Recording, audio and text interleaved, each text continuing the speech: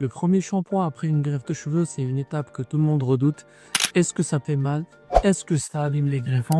Aujourd'hui, je vais vous montrer exactement comment ça se passe.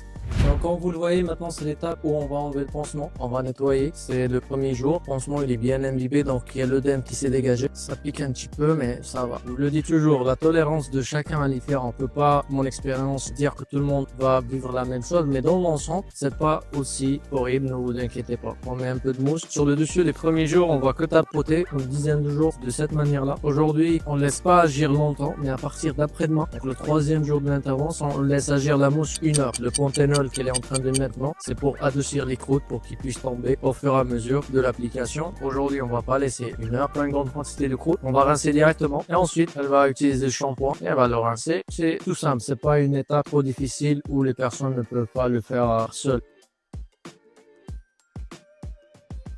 Le fait déjà d'enlever le pansement, c'est un poids qui est enlevé. Pour le moment, il n'y a aucune douleur, seulement sur la zone de noce, ça pique un petit peu. On dirait qu'ils ont mis du menthol. Vu que l'oxygène, il a touché la partie arrière, en général, c'est la partie la plus sensible après une greffe. Sur le dessus, on a au moins 2 mois, 3 mois, il n'y a pas de douleur, il n'y a pas de sensation.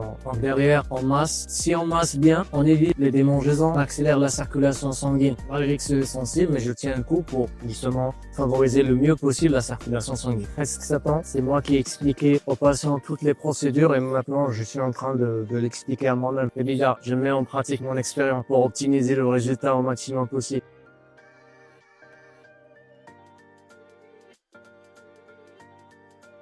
Comme vous pouvez constater, donc après nettoyage, c'est vrai, il y a des rougeurs, mais la zone, elle est propre. Il n'y a pas de saignement actif, même sur le dessus, après une journée seulement. Donc hier on a fait, aujourd'hui vous voyez il n'y a pas des rougeurs assez flagrantes, donc la couleur a changé. On dirait, j'ai une tête rasée. Imaginez dans quelques jours, d'ici une semaine par exemple, vraiment ça va pas être visible qu'on a fait une greffe, seulement la tête rasée. Pour les gens qui sont inquiets pour leur apparence après l'intervention, pour le travail et tout, imaginez-vous, aujourd'hui j'ai ce visuel. Donc imaginez dans une semaine par exemple.